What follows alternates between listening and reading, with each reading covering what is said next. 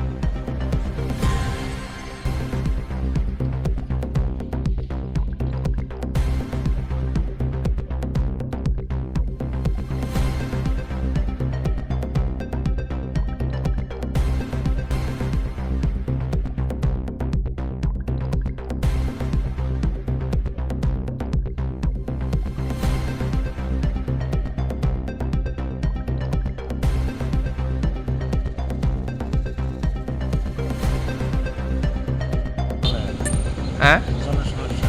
জলের এই সমস্যা কতদিন ধরে? লাইন ধরে ক্যানেল দিয়ে জল আয় না, না, কোন সময় আয় না? না এদিকে চলায় না। কোন এলাকাটা?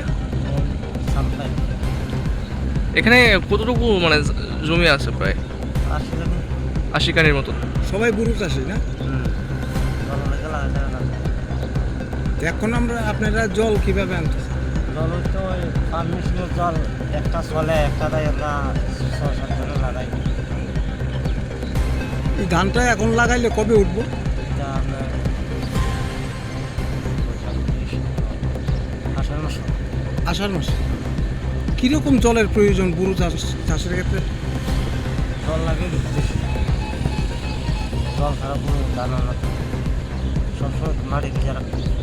গরু ধানের বীজ কি আপনারা সরকারিভাবে পাননি? সরকারিও আনি আর নিজের এইবার বীজ লাগাইছে সামনে, এইবার রেখা দিয়ে রেখা সামনে আমার চালাই।